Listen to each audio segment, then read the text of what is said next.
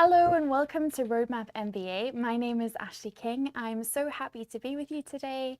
I love presenting on the show. I can't remember how many of these I've done. I've been presenting since March for Roadmap Mba.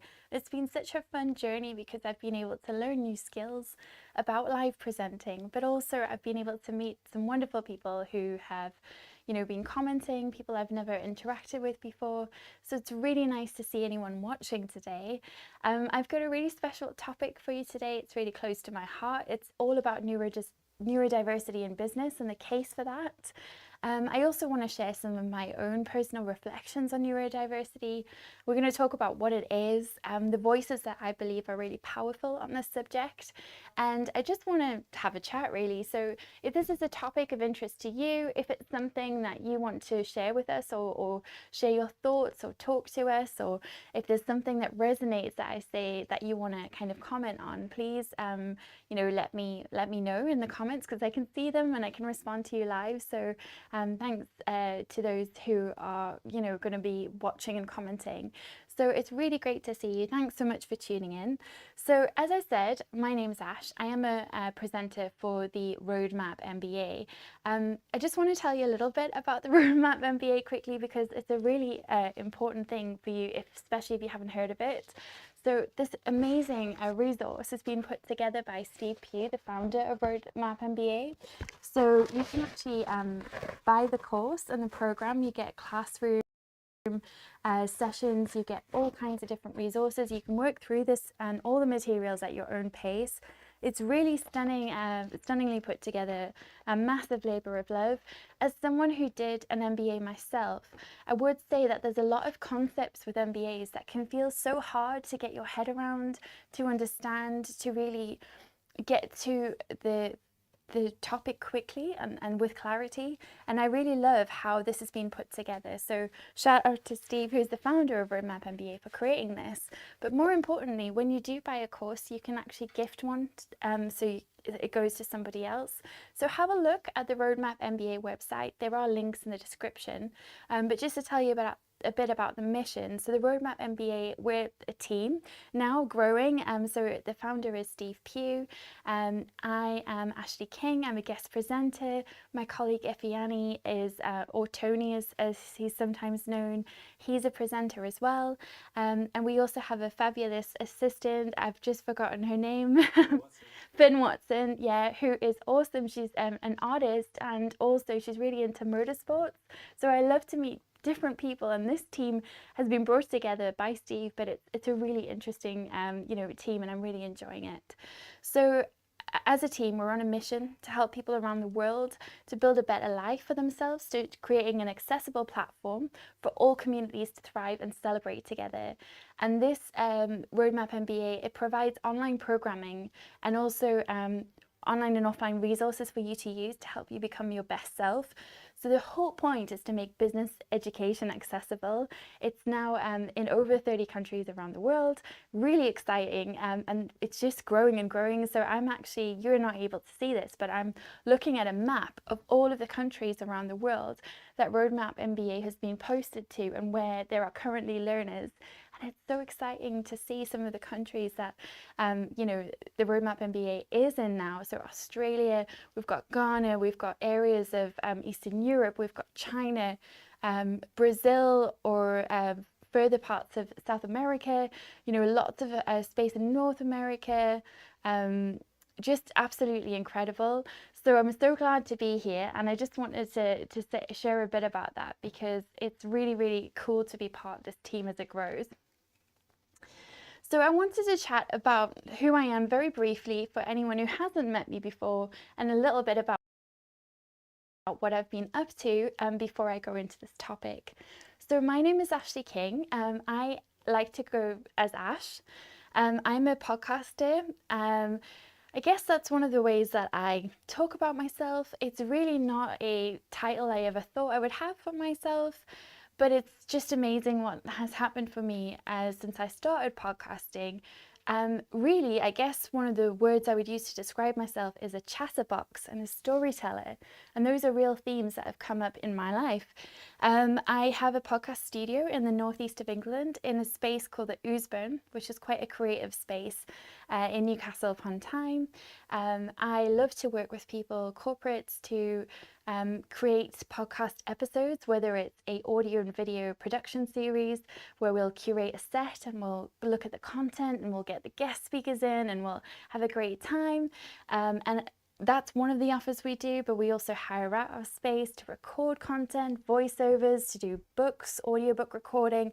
There's quite a lot of different things we do, but I'm not really here to talk about that. What I'm here to talk about is neurodiversity in business.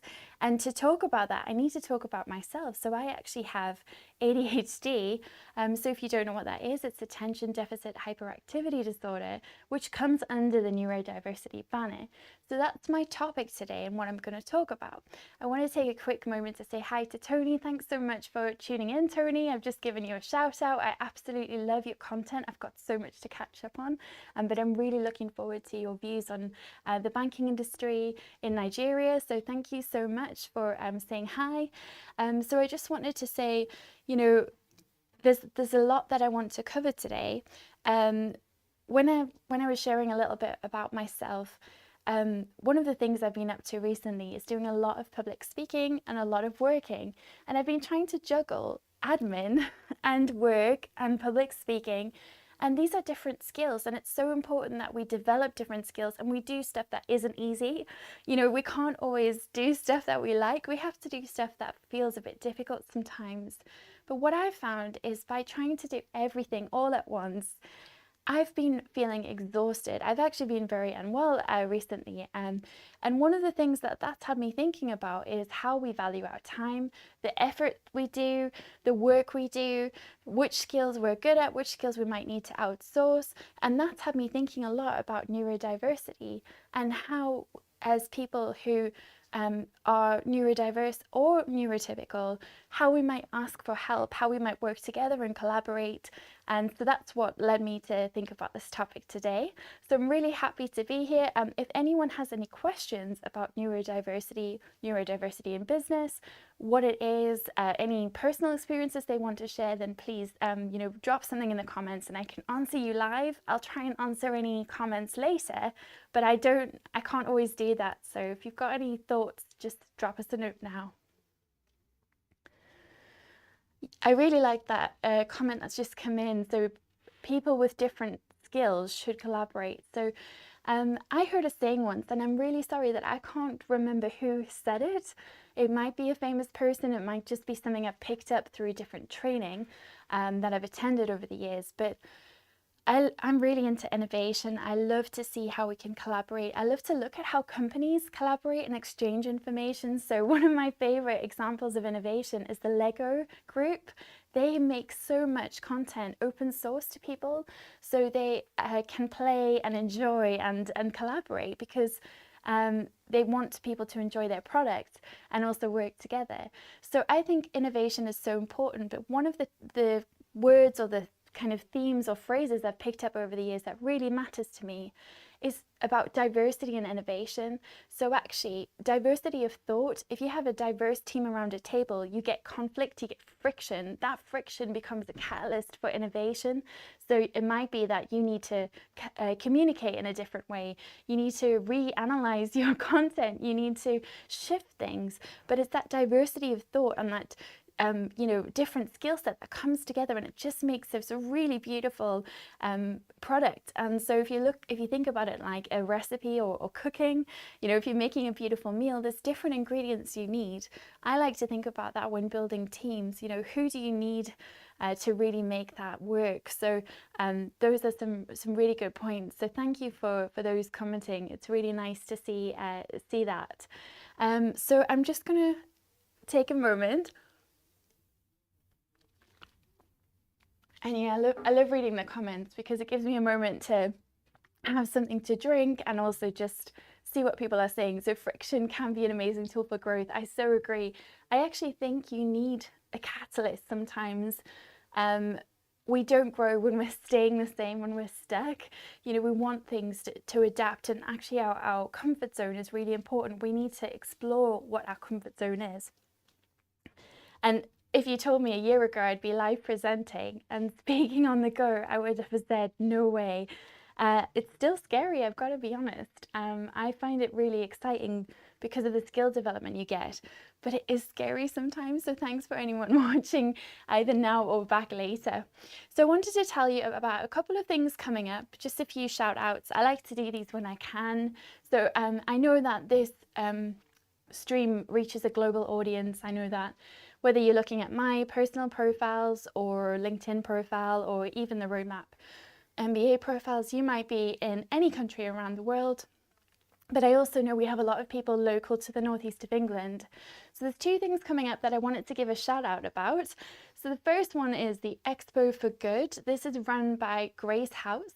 Grace House is a charity which is in Sunderland. It's actually, they've got a brilliant team who are working really hard, but I work most closely with Laura Jane Forbes, who really does an amazing job. What they do is they fundraise to support young people and their families who have learning disabilities. So this could be any kind of learning disability or physical disability, but they do really important work to support young people and their families. So I really love working with Grace House. They've been one of my chosen charities for 2022, and they have a fantastic exhibition for good. So I go to lots of business exhibitions. I find them a great place to meet people, to network, to learn about other businesses, to go and listen to speakers, to just meet new contacts. But we're actually at the Grace House Expo for Good event on Thursday, the 20th of October. So my team from Flamingo Heights will be there. We're going to be doing a live pop-up audio and video podcast. So if you're in the northeast of England and you want to come along, you can actually have a go at being on a podcast for a couple of minutes, which should be really fun. I can't wait to see what people say. And then we also will have LinkedIn professional headshots, so you can turn up and get a headshot to update your LinkedIn profile picture in exchange for a donation to Grace House. So I'm really excited about that because it supports the charity, but it also helps you to get an updated profile pic. I'm also speaking at that event, so I'm looking forward to really giving some time to Grace House that day. So if you're around, go and check it out, and I hope to see you there. The other event I really wanted to share about is called Micro Businesses Unite. That is taking place on the 8th of November in South Shields at the Customs House. If you haven't been to the Customs House before, it's a beautiful venue. I'm doing that with Ian Farrar, who's a podcasting legend to me. He runs the Industry Angel Business Podcast. He also has his own sales and marketing company called Far North. And he wanted to do something to celebrate micro businesses. So actually, micro businesses would usually be classed as anything between 1 to 5 employees, sometimes 1 to 10. So there are 27% of the micro businesses in the UK are in the northeast of England. And it's really interesting that it's such a big group in the northeast of England, more than anywhere else in the UK. I'm really curious about that. I wonder if it's because we tend to collaborate a lot in the northeast. But it is great to celebrate those people who are working by themselves or working with small teams to impact their communities around them. So if you can make that event, please do come along. It's an event I am speaking at.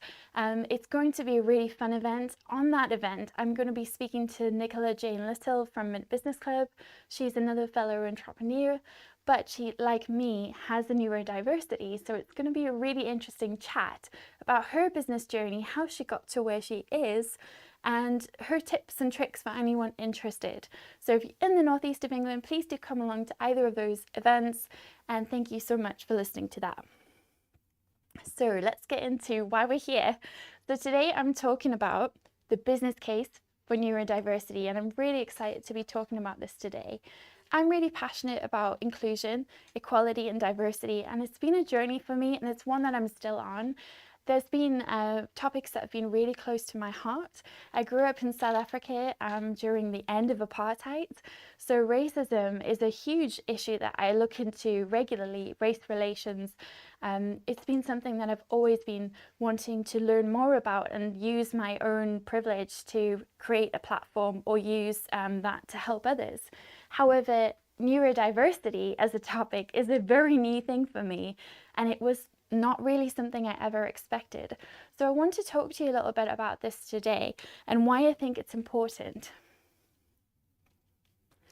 So why this topic? Well, it's the ADHD Awareness Month this October.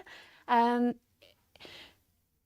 me, it's quite a personal thing, ADHD Awareness Month, because around 2 years ago, at the end of 2020, I was diagnosed with ADHD.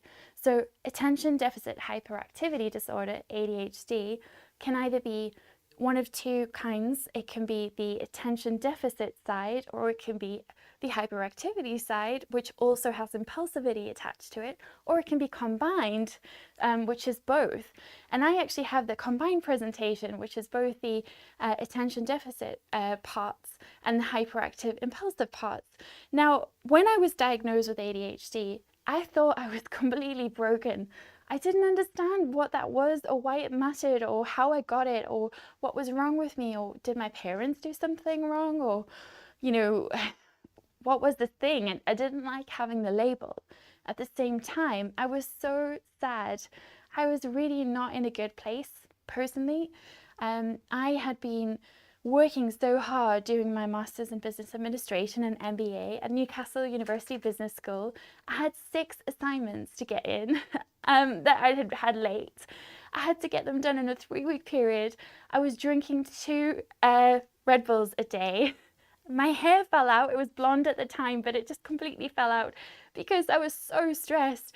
And I was trying to do my work, and I would just sit there with tears rolling down my cheeks thinking, what is wrong with you? Why are you so stupid? And I just couldn't get it. I couldn't understand. I didn't know why things were so difficult. What I've learned since is that people who have ADHD have different brains and different processing measures or ways of processing information than maybe others might. So what that might mean for me is that I would spend forever reading, listening to podcasts, chatting to people, socializing the topic that I was learning. So for instance, if I needed to learn about global trade or politics, I would listen to the Financial Times podcasts. I would listen to all kinds of different podcasts, World Economic Forum briefings. I would go and watch things on YouTube. I would go and read papers. I'd read reports. I'd read white papers. I'd look at things from McKinsey to Deloitte to all of these different conglomerates that were putting out information. I would try to get a really balanced view. I would look at news. I would look at British news. I would look at US news. I would look at Al Jazeera. I would get so much information, but I wouldn't write the assignment until the very last minute, so the night before. And so I thought I was crazy. I thought I was stupid. I thought I was silly. I just felt like I wasn't good enough. But it wasn't any of those things. I just did things in a different way to what other people did. It didn't mean I wasn't working. It didn't mean I wasn't studying.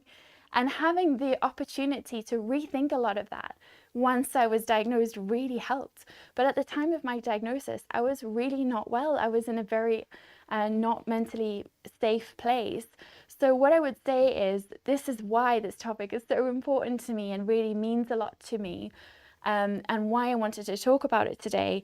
I also want to talk about it for the purpose of education. So you might have never heard about ADHD or neurodiversity before, but you also might have preconceived ideas. You might be in a business or in a leadership role. You might be working in an organization where you keep hearing this word neurodiversity and you think, oh my gosh, what is this thing everyone keeps talking about? I don't know what it is. It feels like a bandwagon. It's something I'm hearing a lot. You know, I wish people would just stop being on the neurodiversity bandwagon, or it's just another thing. You know, there's a lot of views and thoughts out there. So what I wanted to do is talk about this to help educate others. And also I wanted to shine the spotlight on some awesome activists, researchers and creators that I love to learn about. And I can't wait to share them with you because I love their resources and they've worked so hard to produce them. So the other thing I wanted to say about this topic as a disclaimer is that I am not a psychiatrist. I cannot diagnose anyone. You know, there's lots of resources online about how to get diagnosed. There's things like ADHD UK, Psychiatry UK. There's a lot of information out there. It can feel confusing sometimes. What I would say is I can't diagnose anyone. So just to have that disclaimer, I'm sharing my own lived personal experience. So I won't be able to cover everybody's experience, but it's important to say that because it's just a really important thing to say. I want to make sure that you know that if you need support, there is support out there. I want to comment on some of the comments that have come in. So thank you. It is important to remember we are all good enough wherever we are, exactly as we are, because we're all working and evolving all the time. I think that's really important. And Paul King has said, ADHD, you'd need the dopamine rush, which last minute working gives you to get the work done. Paul King knows me better than anyone, but I think the dopamine rush that you get from a last minute project, I can't even explain it. It's really, really powerful to be in the zone. When I wrote my dissertation, I locked myself in a room for 3 days and I'd worked on it the entire year, right from before the course even started. But I just didn't leave that space for 3 days. I think I lived on Red Bull and marshmallows and maybe occasional naps. But that's not, I'm not saying that that's the right thing for everyone. I think balance is important, but sometimes it is important to also go with your body and what you need to do to get the work done.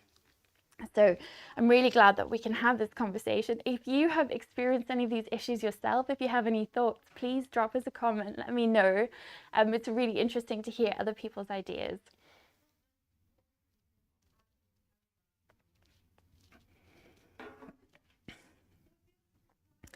So before we get started in going into some of the stats and facts about neurodiversity, I wanted to introduce you to some of my favorite voices on this matter, because there are so many and I could have chosen anyone. I've specifically chosen not to talk about people in my region because I know this is a global audience or a national audience, so I wanted to share some of the voices that I really respect and I love reading their content and learning about. So there are so many, and I'm going to be quoting some of them in this presentation, so I did want to tell you about them.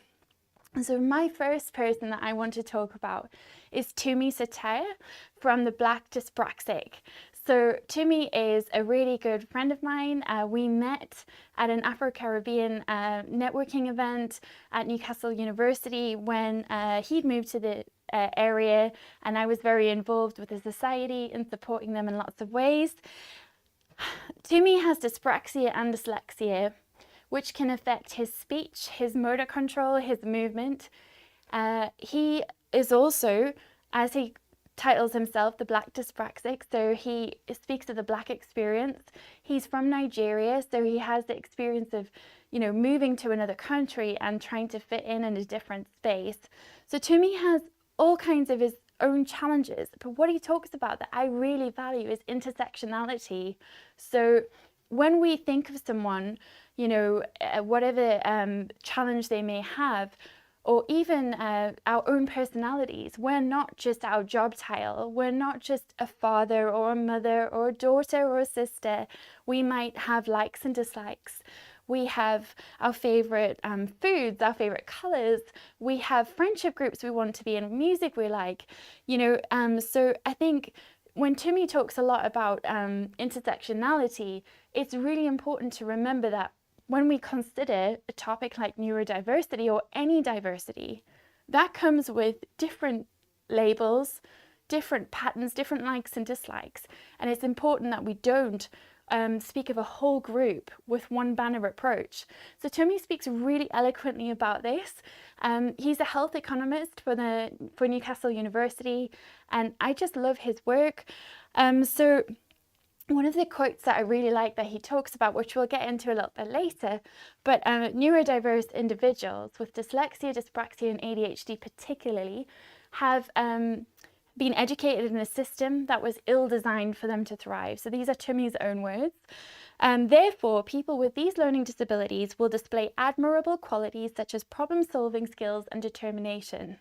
So what he's saying is, because perhaps classrooms or organizations aren't set up for neurodiverse inclusion, what that means is that actually you have to kind of work other ways out to do things, to get them done, to make sure that things are met. The other challenge with that, though, is masking. So you hear a lot about people with neurodiversities who mask their symptoms so that they present as organized. I'm going to get into that a little bit later when I talk about my experience with ADHD and what it was like working in a workplace, the challenges I find around this. So Toomey worked with Dr. Nancy Boyle, who is another favourite of mine I'll tell you about in a moment. There's a Forbes article I highly recommend if you can look into it. It's called The Intersection of Race and Neurodivergence, the Black Dyspraxic Shares on Overcoming Barriers. And Toomey recognises the challenges he's had, but also others and the types of challenges he's seen. Toomey advocates for many people, he writes reports, he spends a lot of time researching, and I love his voice, so I really wanted to share him with you. We've got Dr. Nancy Boyle, who's probably my favourite, working in the neurodiverse space. So the reason I like Dr. Nancy Boyle is because I find her content really accessible. So I have used a graph in this presentation, which you'll see. She has very expansive research and easy to understand graphics. She's got resources. She's a coach, she's a speaker, she's a trainer. She's focused on helping people to reach their potential. So she's the founder of something called Genius Within. She's also the co-director of the Centre for Neurodiversity at Work at Birkbeck School of Business. She is also, you know, just really voices her opinion with Forbes and other similar articles or publications like that. And I really like her material because I learned so much from Nancy and what she talks about. And I really like that, you know, she's doing so much to educate others. She's also been recognised in the Queen's Awards for Enterprise for Promoting Opportunity in 2022. So that is really amazing to get an accreditation like that to support what she does. So for me, I just think she's amazing and I love her work. And I think it's important for us to support women founders, but also people who are neurodiverse. So I think that's really exciting. We then have Dr. Samantha Hugh, who I really like. So Sam, as she sometimes calls herself, she runs ADHD Girls. She's a researcher, a speaker and a trainer. She has an autism, ADHD, dyspraxia and Tourette's diagnosis. So you can check out her website for some brilliant resources. The one that I would recommend is to actually look at and watch the replay of ADHD Best Practice at Work conference. This talks about struggles that people with ADHD may face, but also there's brilliant resources there for employers, for organizations. So one of the things that I like that she said is neurodiversity means all brains are different. It actually includes all of us. So we have over 86 billion brain cells. So it makes sense that some of us might have genetic predispositions to certain brain differences. It doesn't mean that we all experience our neurodivergence in the same way. What I like about Sam's comment there and her quote is it recognizes that we all have a unique learning experience, a unique lived experience. And again, it really cements the work of Toomey, Dr. Nancy Boyle, Professor Amanda Kirby, and many other researchers, that we all have different views and different experiences and ways of seeing the world. And we need to actually be mindful of that rather than just sticking a label on someone, giving them some meds and thinking that, you know, it's fine and that's the way to do it. So We also have two young women that I really am admiring from a distance, have chatted to on LinkedIn, and I really feel inspired by. Both Ellie Middleton and Leanne Maskel, their social networks have exploded in terms of the reach they have. I'm really excited that we have two young women who are speaking about what it is to be a professional, redefining business and the workplace from what I see from the outside in such a unique way. So Ellie has autism and ADHD. She has a brilliant community called Unmasked with Ellie. She has a marketing background. She's a community builder, a speaker, and a trainer. So one of the things I like about Ellie is that she first went viral on LinkedIn because she shared a profile picture of herself dressed in quite quirky clothing, saying, you know, just because I have this, just because I have that, doesn't mean I'm not professional. These are the things that make me professional. And she had the hashtag I am professional. And people started to share that and create similar posts, and it connected with people all over the world. And LinkedIn actually used her to create a campaign called I Am Professional. So Ellie has just grown so quickly in terms of her social media reach. But with that has come speaking opportunities, speaking engagements. What I love about Ellie is she's raw, she's honest, and she's authentic. So she's using that platform and privilege to educate others. If you see her speaking, she'll have fidget stones or bracelets or things to help her with her autism. One of the things that I like about Ellie is she talks about it like it is. She'll say, when things are tough, she'll say things like, if you want to, you know, include neurodiversity on your conference agenda, remember that, or you want to hire staff, it's not just about the great things about neurodiversity. There's also the tricky things that come with that. So if you want me to take my mask off, then you actually need to have a space that's psychologically safe for me to have that mask off. And I really love her point of view. She's one of the most exciting voices on neurodiversity that I'm watching at the moment. We also have Leanne Maskel. So she's written A to Z of ADHD. She's written the Reality Manifesto and the Model Manifesto. She's an author. She's an ADHD coach. She's a speaker and a trainer. What I love about Leanne's stuff is she speaks, again, really openly, bravely, and it's real. So you'll see pictures of her messy room or the stress of missing trains, or, you know, she recently ran a retreat and how she prepared for that and the stuff she had to do and the things that went wrong. And I think it really gives a unique view of what it's like with ADHD. Leanne's also experienced eating disorders, which is through being a model. So talking about how when we look on Instagram or in beautiful magazines, we don't realize that we're judging ourselves as older women compared to a 13-year-old girl. So for Leanne, she speaks about what it was like being a model, you know, growing up and worrying about her body all the time, and how this has impacted her mental health. And it's interesting when we talk about neurodiversity to look at the comorbidities with other issues. So if you look at autism, there are connections with eating disorders. If you look at many things that we get diagnosed for or we struggle with, there are different things that they connected to, which I'm going to go into in more detail. So these are two women I really feel excited by, and I love watching them.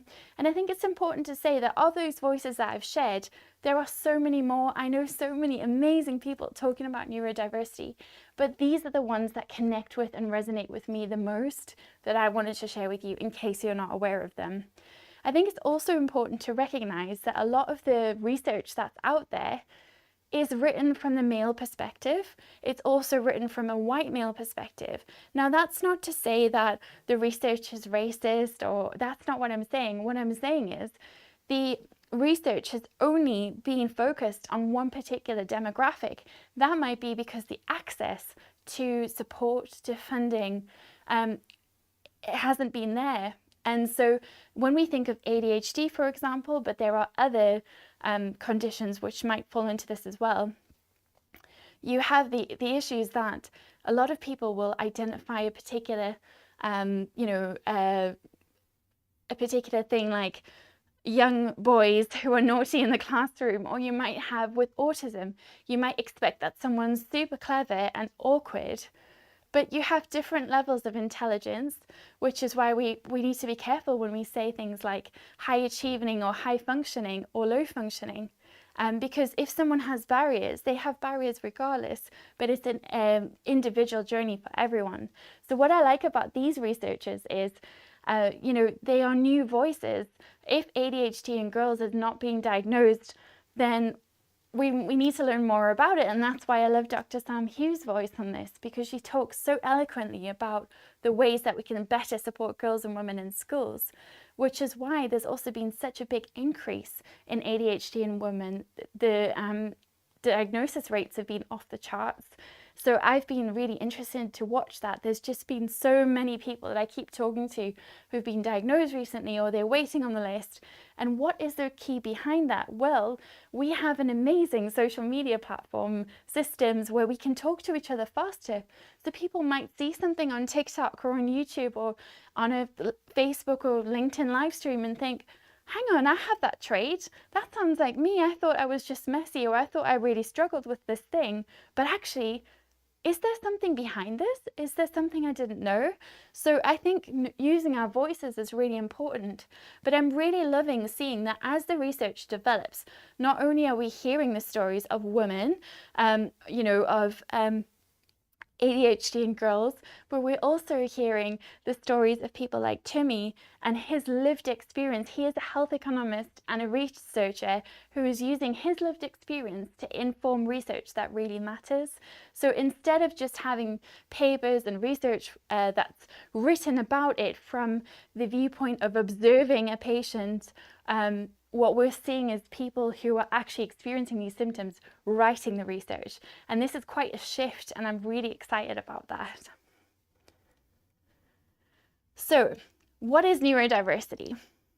This graph is from Genius Within. As I said, go and check out their resources. I absolutely love them. There are so many amazing resources there. So neurodiversity can be different types of thinking, but remember, there is the importance of intersectionality. So according to Genius Within, the neurominorities are dyslexia, so that might be visual thinking, creativity, and 3D mechanical skills. These are the strengths, by the way, of these things.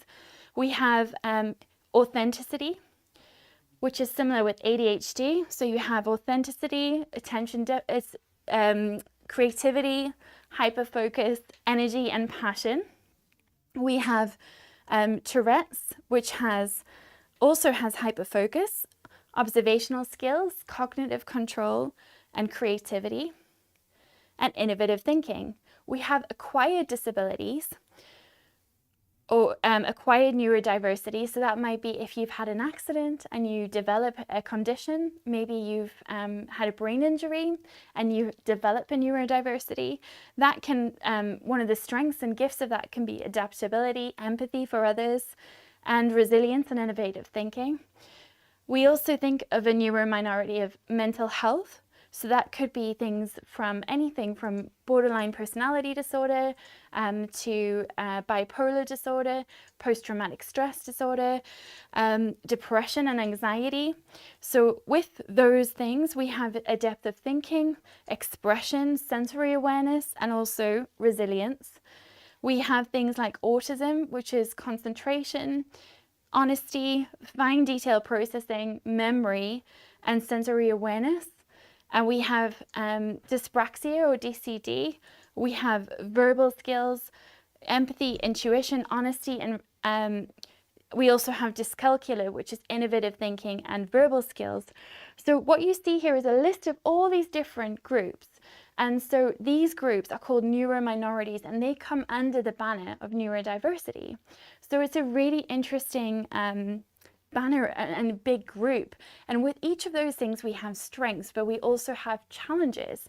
Now if you look at this group and all of these strengths that are listed, what could we be adding to the workplace with some of these skills? If you could have people who have 3D mechanical skills, or who have the ability to remember images and pictures and just draw them and create something from an idea to reality, or who might not be able to verbalize what they think but can visually communicate it, Or what if you have people who are extremely empathetic and can network or communicate with others in a way that really connects with them? So these are all amazing skills that these minorities have. And I think there's so much to be harnessed in business. But for many of these groups, there's limits and limitations that block success. So that could be being able to express yourself, being able to ask for help, boundaries, impulsive behavior. It could be things like knowing how to ask for what you need, having reasonable adjustments. Well, how do you even do that? So there's so many things to think about here. And this is why intersectionality is so important. So you could have any of those things, you could have all of those things, or 3 or 4 of those things. You can also have your own separate identity or other labels. And this is why we need to treat neurodiverse folks as an individual and help them with a one-to-one approach that's individualized and tailored, because what might be okay for one person might not be the same for others. So with ADHD, I love to chat and I love to talk to people, but I have the ADHD hyperactive impulsivity side is a bigger part of my personality than the Adhd, but I'm still combined representation. Now, there will be people who are also ADHD who don't like to socialize as much, who might prefer to be more introverted. So if we make accommodations in the workplace for ADHD folks, that they get to chat and they get to do X and Y and Z, and you know, they get to have these bright meetings and bright colors. If you have someone who is really sensitive to sensory overload, they're going to struggle with all of the noise and all of the sounds and all of the, you know, smells and colors. So it's really important that we treat the person with what they're going through. I wanted to share some stats about neurodiversity. So this is from Dr. Nancy Boyle from Genius Within. But 90% of disabilities are invisible. So we often think, when we think about disabilities, we think about people who maybe are less able in some way. So maybe they have you know, a motor control issue.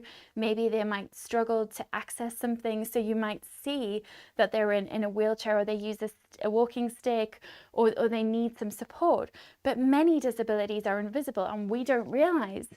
Now, 5% of the population have ADHD, which is like me. 1 to 2% of the population is autistic. 10% of the population are dyslexic.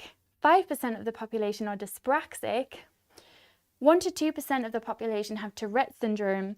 7% of the population have mental health needs. I would argue it's possibly quite a lot more than that.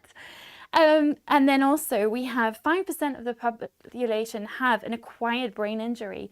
And acquired means it's not something they asked for, it's something that was developed in their life. So if you look at these stats, that's pretty scary, in the sense that if we as businesses are only creating systems and structures and organizations with one point of view in mind, how do we support our staff? How do we get the best out of people? How do we reach the results? How do we get things done? So looking at these stats from Dr. Nancy Boyle, I just find them amazing, because to me it opens my eyes to opportunities out there, but also how much work we need to do as organizations and as leaders to equip our workplaces, because all of the beautiful creative skills that come with these different neurominorities, imagine if we could use those and harness them to work with our teams, with our staff. Imagine the amazing products we could innovate and the way we can change the world. So this is really interesting to me. Do check out Genius Within, because they have fabulous research. So I wanted to reflect briefly on my personal journey with neurodiversity.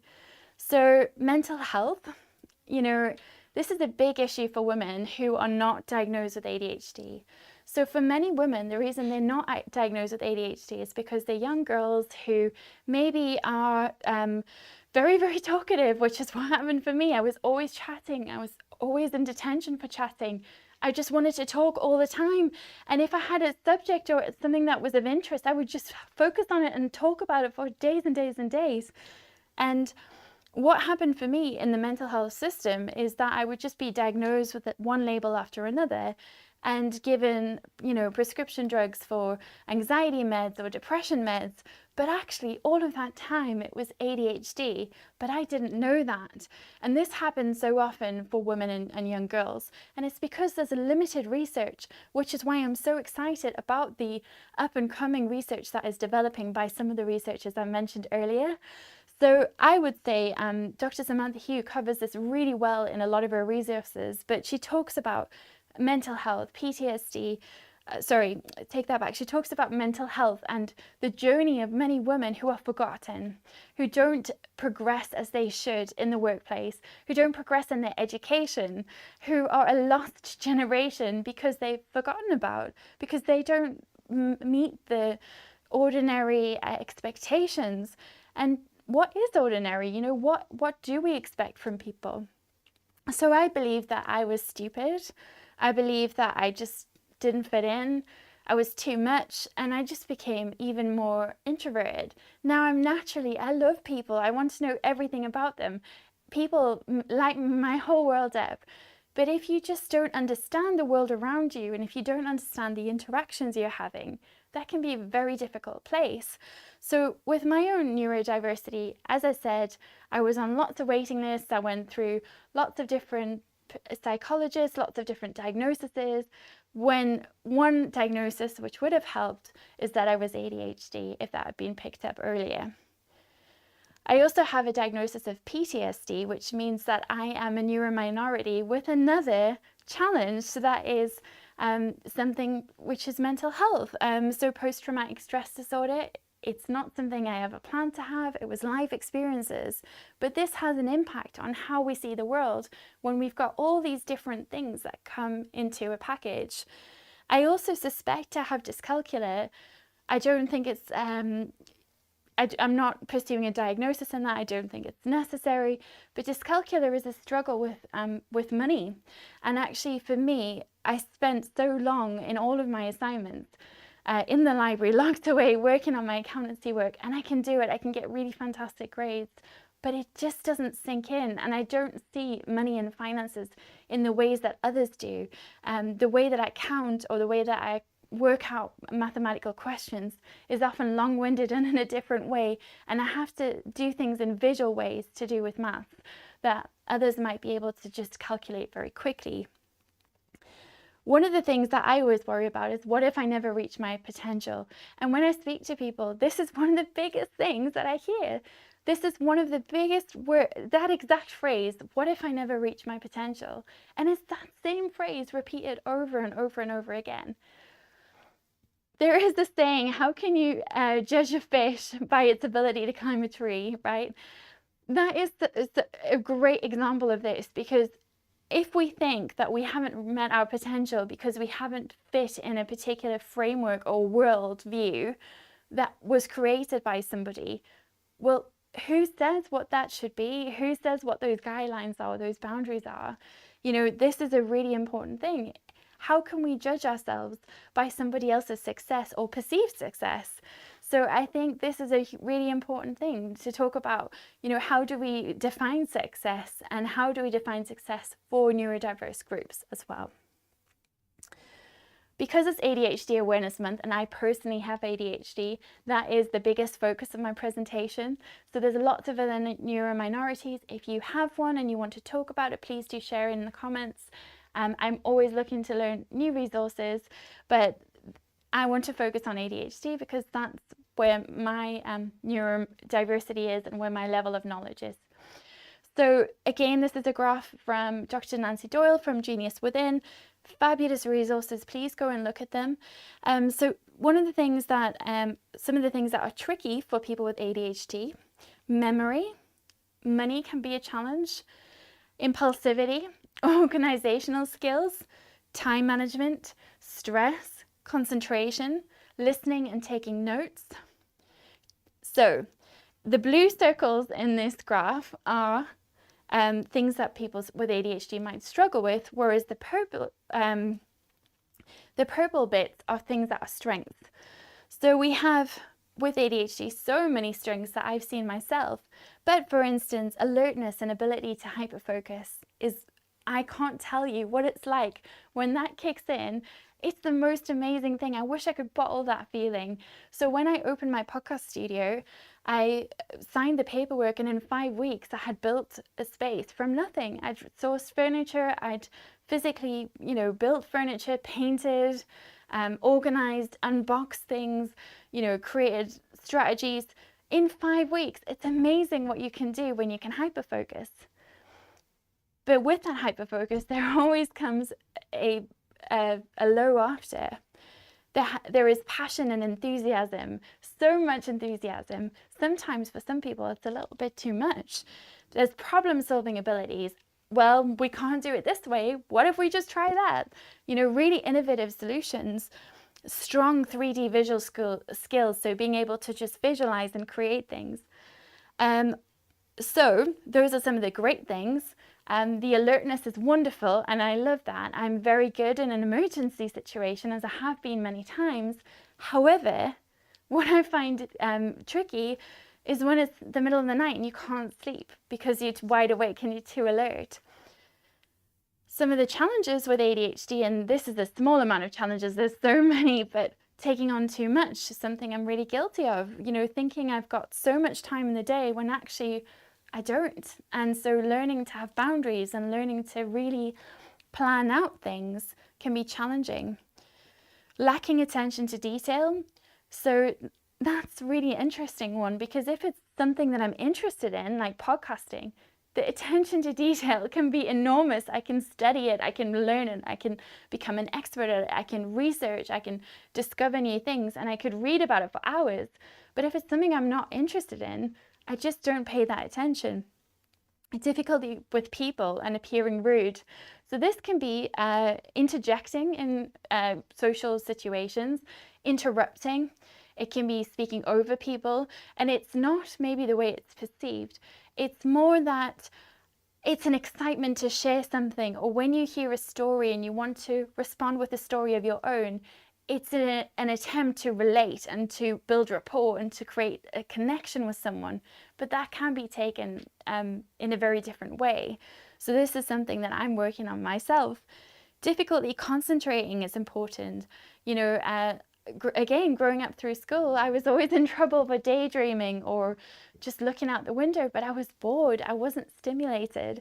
So I think these are some interesting strengths and challenges, but there's so much research still to come and to develop, and there's so many lived experiences to pay attention to.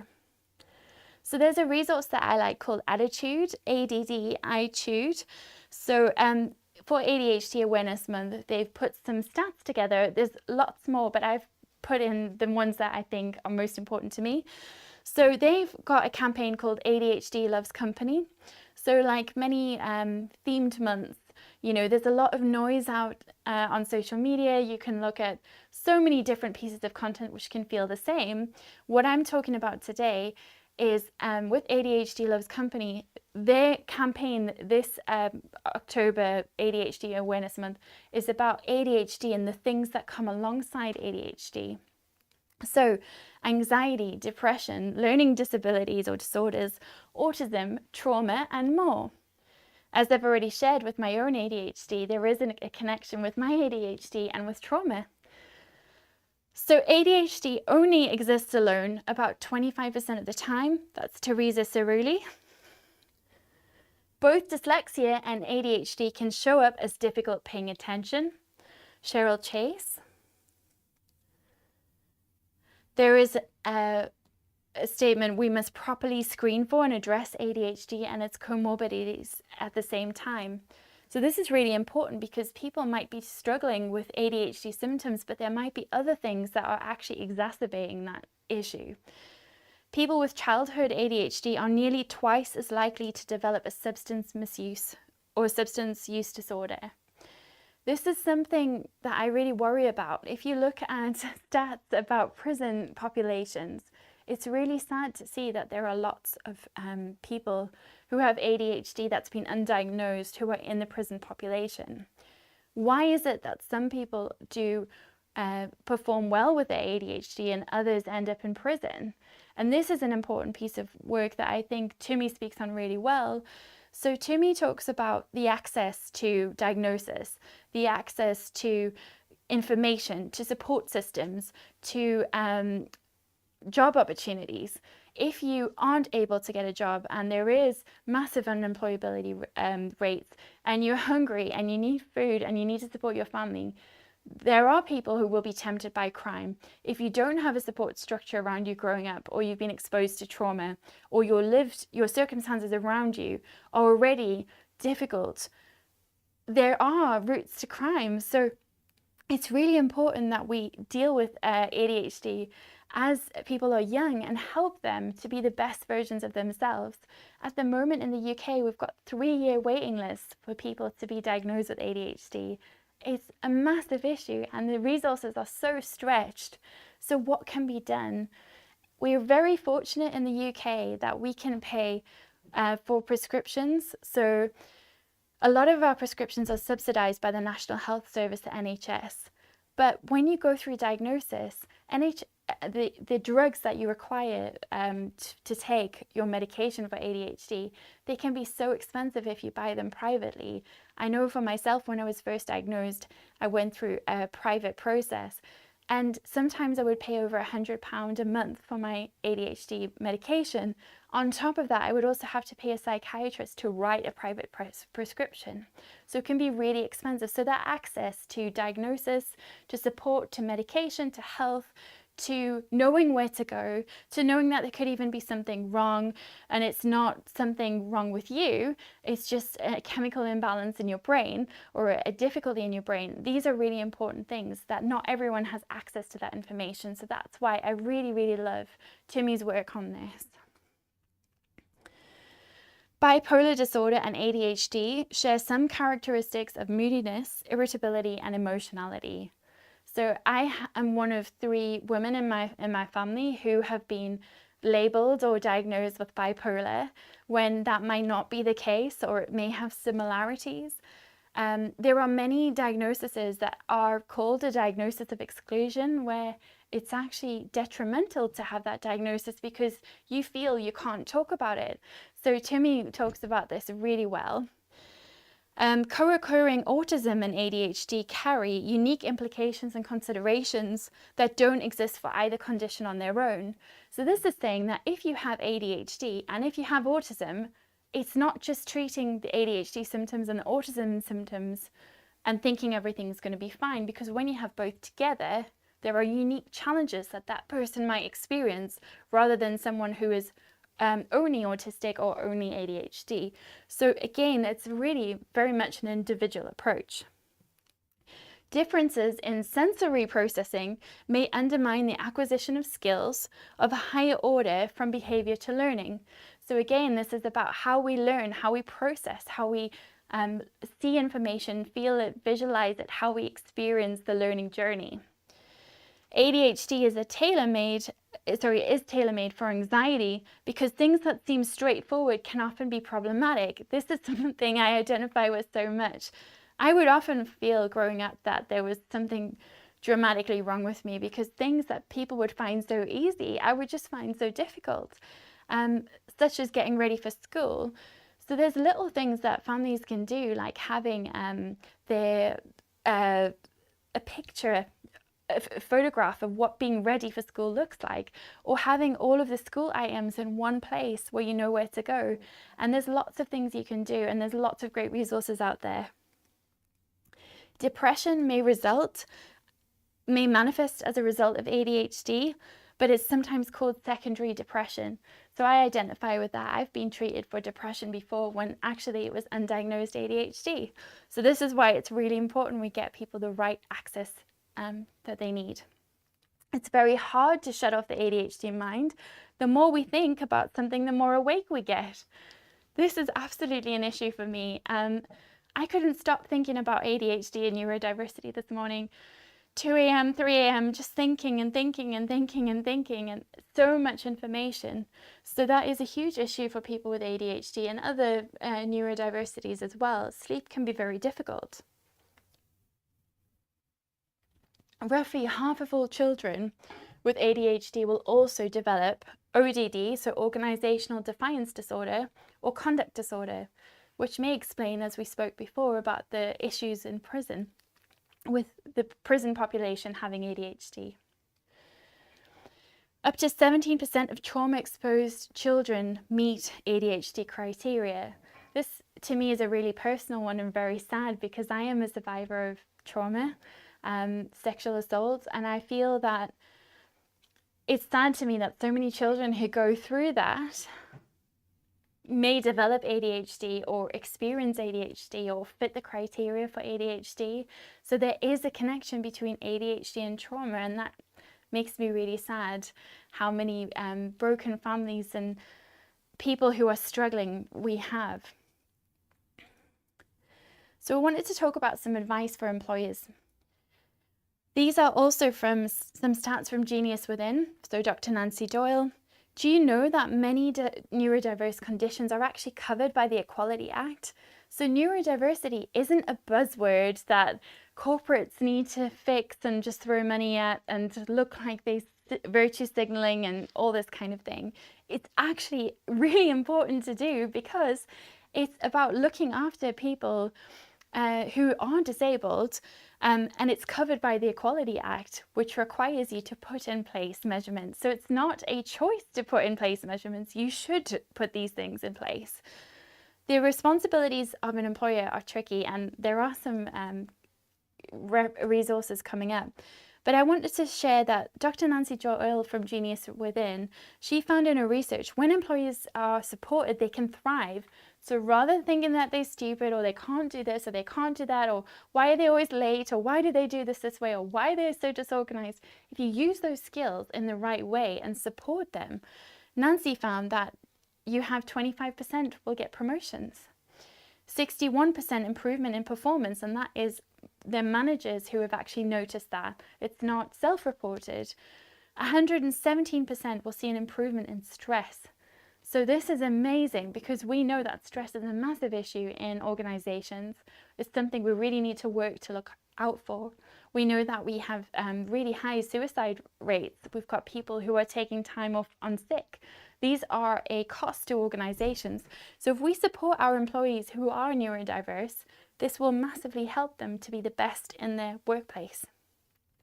Before we think about our organizations, we need to think about schools and universities. Are we setting kids up to succeed? This is another reason why I love the Roadmap Mba, which I'm presenting for. So this wonderful book that I was talking about, the way it's laid out is very easy to read, because it goes through things, it explains jargon, it talks about information, but there's lots of visual tools, and it's very clear to understand. When we think about how we access information, are we giving our learners, whether they are in schools or whether they're older at university, are we giving them information in a way that they can understand? I went to a great talk recently. It was, I can't remember the speaker right now, but he uses code to create music.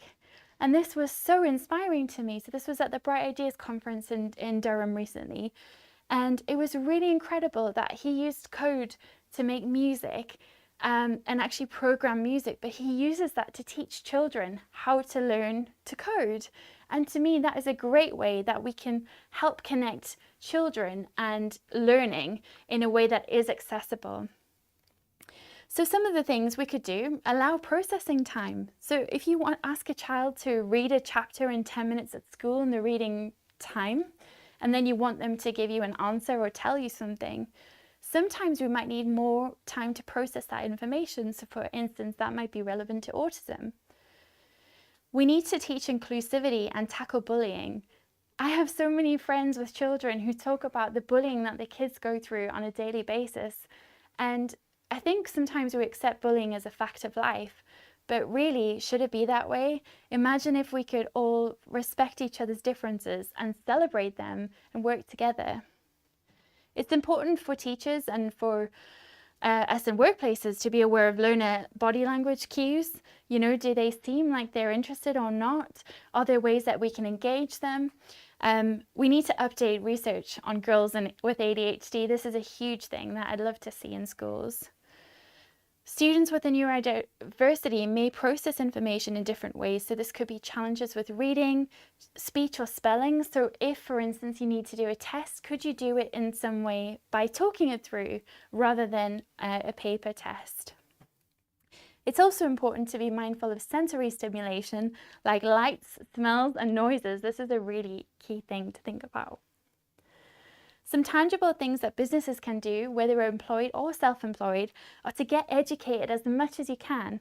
Learn about neurodiversity from people who are actually neurodiverse.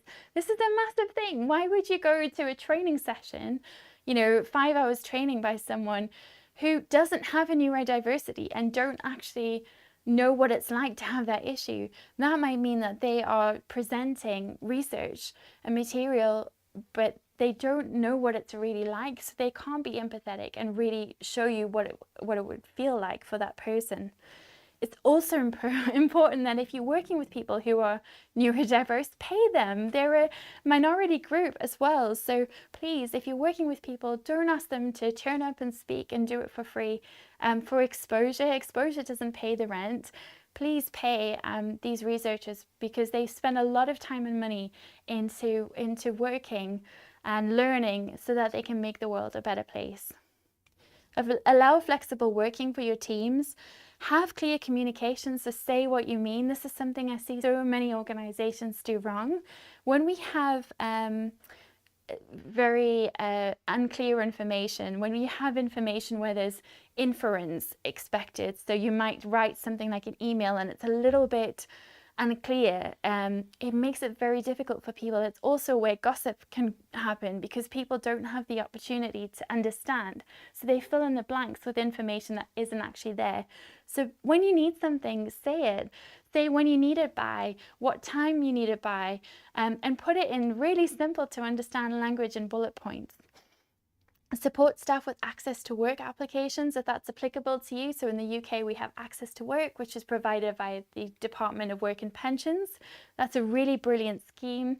You can either apply for that through your organisation, your HR department, or if you're self-employed, I really recommend a space that I use called This Is Me agency. They've helped me so much, because what they do is they've partnered me with a support worker. So some of the things that I find so difficult, like emails and staying on track with things and projects, they will actually help me to have a support worker. So I have a brilliant support worker called Zara, and she helps me so much with just keeping sure that I'm on top of things, but also making sure that she scheduled breaks for me and I have the opportunity to have rest in my day, or that I get to things. It's important as well, if you have neurodiverse staff, to provide coaching where relevant, but also provide reasonable adjustments on a case-by-case basis.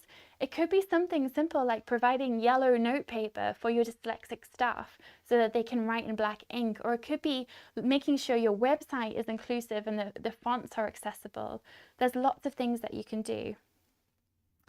What can organisations do when recruiting? They can allow applicants to submit their application in different mediums rather than a 250-page application form. Similar for grants as well. I think this is really important in funding applications. Look at audio or video files or other methods or mediums of actually completing that application. You can also provide interview application questions in advance. So if you're going to have an interview, give people questions in advance so that they can prepare for them. This is quite an emerging trend in recruitment at the moment, and I feel really excited about that. A lot of people get nervous about interviews, so having those questions helps them to feel prepared. Assign tasks best suited to their skill set. So if you have somebody who you want to, for instance, be a business development manager, which is something that I really like doing, going and selling things, networking, I'm really good at speaking to anyone from all walks of life. However, if you ask me to make sure that I've got all the paperwork up to date and it needs to be a really complex form per person I meet, I would really struggle to get through that paperwork. So make sure you assign tasks best suited to the skill set, but I have a caveat with that, because this is tricky if your applicant has not been honest. So if someone is looking for a job, there's a lot of unemployment, they're applying for 80 jobs and they're just trying to put themselves out for anything, they'll take anything. Sometimes what happens is organizations will recruit someone who doesn't have the skill set, they haven't confided in the organization about their neurodiversity, and they can really struggle. So it is important to be mindful of matching people to the right role. Educate yourself and your staff. Onboard your staff, not just neurodiverse staff, but all of your staff, to give them relevant information before they start. Outline processes to ask for help if anyone needs it. Have mental health first aiders and first aid training so that everyone in your teams know what to look out for if things are tricky. Provide clear and simple language and visual charts or graphs where possible. This is really important. Use bullet points. It's a great way to get your message across really quickly. Reduce the amount of emails you have and red tape. This is important. Wherever you can, be more process orientated. So this is what I love about working with Steve Pugh, who's the founder of Roadmap Mba. He engineers everything to within an inch of perfection, and I love it because I learned so much about lean processing as a small business. This is really helpful to me. Tackle issues as they arise rather than waiting a long time. I found this really important. I've been on the receiving end of feedback that was 6 months earlier. Something had happened, I'd said something, it had been misunderstood. I was really enthusiastic and it was taken in the wrong way. And when it was brought to my attention, it was 6 months later in a promotion interview, and I didn't get the job. But I was completely shocked at the feedback because no one had ever discussed it with me before that time. So if you have issues with a team member, ask them about it, but talk to them at the time rather than waiting a long time, because people forget things and it can be too late to share that feedback. What about psychological safety? This is really important. So Jodie Hill from Thrive Law is another voice I really like about ADHD. So I interviewed Jodie a little while ago and we spoke about her ADHD, and we both have PTSD as well and our experience of that. Jodie never fit in an ordinary law firm. She's now created her own space. She wears very bright clothing. She is very powerful as a person, and she speaks very openly about mental health and mental health in the workplace. But is it safe to tell your workplace? Can you actually confide in your colleagues or your manager? How will they keep your information confidential? Do you want it to be confidential? How will you tell your colleagues? Do you want to tell them? So for instance, do you want to tell your colleagues, please don't interrupt me during the workday, I'll chat to you at break time? That's something I used to say, because that means that once I'm interrupted, I can't start again. So there is a stat that the average manager gets interrupted 8 times in an hour. And I would say that is so much more now that we have Slack and we have WhatsApp groups and we have Teams channels and we have phone calls and emails and LinkedIn and social channels. It's probably much more than that. You might have managers who are in meetings back to back all day and then have to catch up on a inbox of 300 emails and all of those notifications. I know for me, that was what led to me working till 2 a.m. every day. And it was exhausting. And that's one of the reasons why I am self-employed, is because I couldn't cope with the demand of the communications. And I find that really interesting because I love working in organizations and I know I bring a lot to the table. It's important for us to have inclusive language. So we have neurotypical versus neurodiversity. So some people really don't like those terms. So when we talk about neurotypical, we mean people who are pretty standard in terms of what they require. The general population, they think in a particular way. Neurodiversity is all of the neuro minorities that I spoke of earlier. So we've got so many different groups there, and we've got some great stats earlier in this presentation. But looking at how many different members of our population have neuro minorities, it's important to realize that, yes, the majority of people are described as neurotypical. There are a group of neuro minorities who struggle with different challenges, and that comes under the umbrella term neurodiversity. So some people dislike the term neurotypical, some people do like it, some people don't like this neurodiversity, some people do like it. You'll also hear the term neurodivergent, which is very similar to neurodiversity, which talks about different ways of thinking. It's interesting to see that LinkedIn, for instance, have now added a skill, neurodivergent thinking or dyslexia, to the skill set that you can choose from. And I think that's quite a brave move as a corporate to show that these are skills, you know.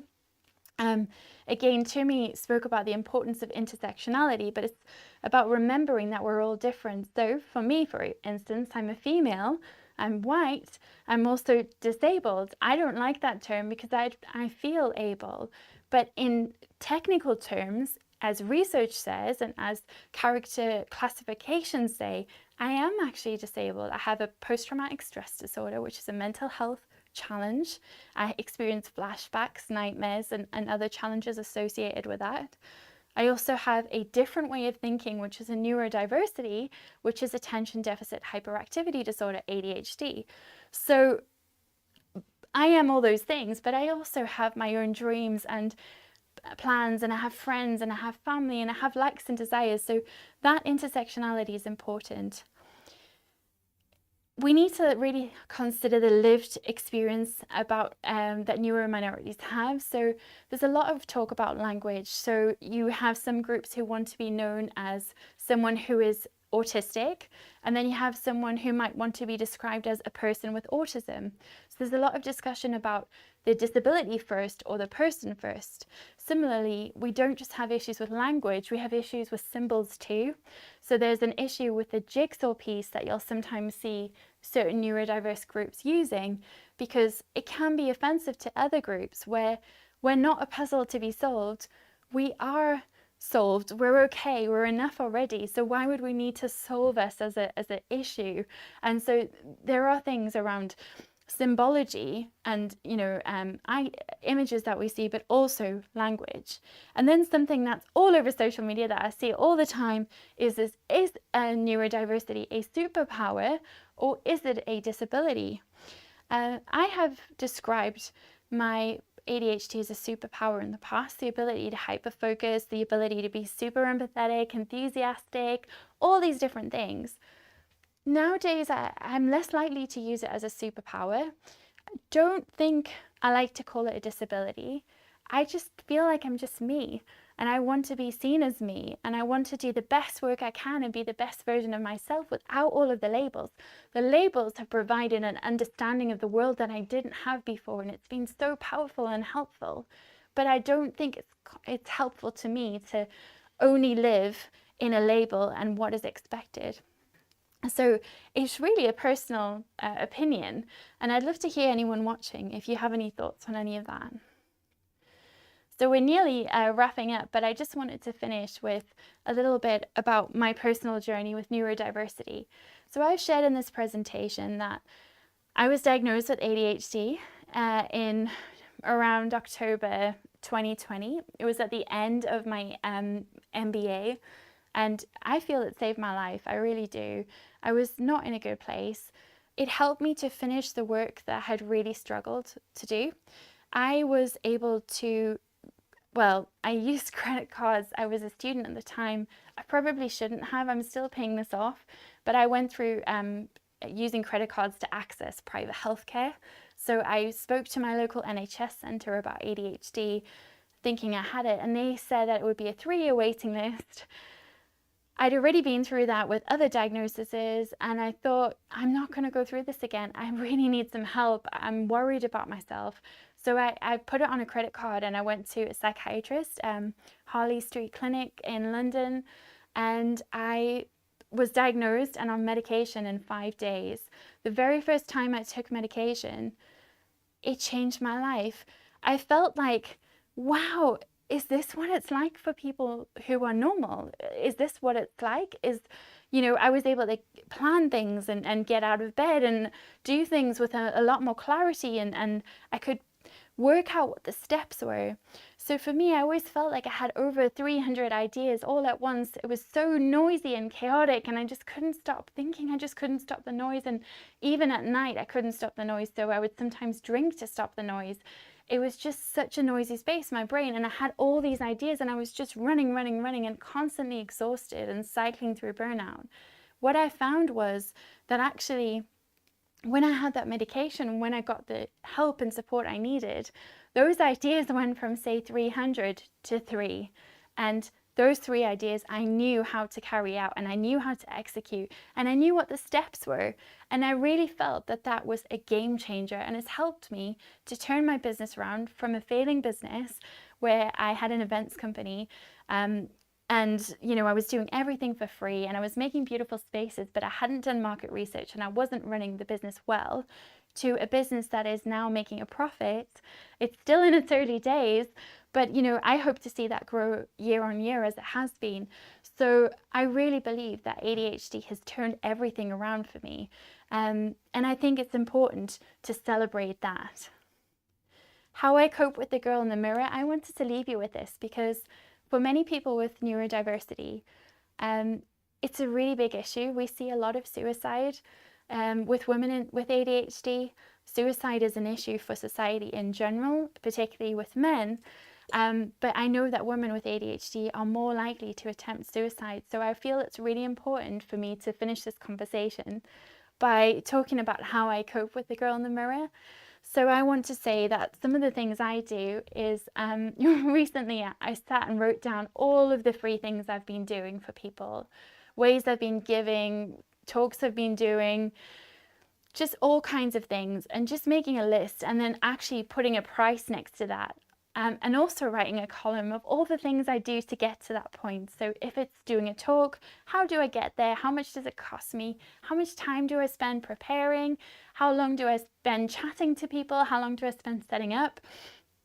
And what I've discovered is that list is way too long, because I also wrote a list of all the things that I'm sad about in my life and the things that I feel I could do better. And one of those things is spending time with family and friends. I would love to do that more. So it's really important for me to cope, and hopefully for anyone listening this might resonate or help, but setting boundaries and valuing your time is important. Write a list of all your free activities if you like to and why you're doing them. Sometimes it's an indication that there's something else, some other need that you're trying to fill. Prioritize time in nature and exercise. So for me, I walk to and from work. It's good for the planet, but it's good for me. At the moment, I feel quite unfit doing that, but I can feel myself getting healthier and healthier. And I know that it's so important for me to get those steps in. I do about 12,000 a day and I love it. Restricting caffeine intake is really important to help with sleep. I ban Red Bull now. I'm not able to drink it anymore because I need to be mindful of what I'm putting in my body, and the sugars and all of the things that affect your mood are really important to stay balanced and eat regularly. Limit alcohol to limit impulsivity. If you struggle with ADHD or impulsive behavior, that's been a big thing for me. So if I know that once I've had a drink, I might spend money on something like an impulsive purchase, if I'm not drinking alcohol, I don't have that same temptation. I really swear by a gratitude journal. I do this every day. Write down what I'm grateful for that day. Sometimes it's the power to write, to know how to write, to be able to communicate with people, to be able to express myself, to have paper to write on, to know and have learned how to write and communicate. I use a daily done list, which is really important to me. Sometimes I feel like I've achieved nothing. And what I do is I write a daily done list of all of the things that I've done. And I think, gosh, I've done absolutely loads. But what that does is it gives me evidence to make a decision about where I might need to readjust my priorities. So if I've put too much in my diary and I haven't given myself time to do things, then actually I might need to adjust something and make a meeting 90 minutes rather than 30. But in other ways, rather than just chatting about something for no reason, I might reduce meetings otherwise. So those daily done lists help me to be productive, but they also give me information which helps me run my business better. Be honest with your friends and loved ones about how you're feeling. If you're having a tough time, ask for help and support, or say, hey, I really care about you. I don't feel up to meeting tonight. That's really important. Be honest with yourself. I think that's the hardest thing for any of us to do. When I got diagnosed with ADHD, one of the things I said was, this is the greatest secret I've ever kept, and it was from myself. So be honest with yourself, listen to your attention and pay attention to the clues and evidence in your body, and ask for help from your friends, from your colleagues, from your management. And sometimes it can be so life-changing. So I know that since I've started focusing on the things I'm great at and asking for help with the things that I'm not so good at, instead of feeling upset or silly that I'm not good at something, I'm actually refocusing my time elsewhere, and that's been a big change in my energy and in my business too. So I hope some of those things have touched you today or resonated with you. I really appreciate your time for anyone watching. I do want to close and say this is my lived experience, so other people may have different experiences of ADHD or neurodiversity. Please do go and do your research, get educated, support neurodivergent content creators and researchers. They put a lot of time and energy into that, so pay them. And really just look out for each other, because it can be a wild world out there. And that's all from me. Thank you.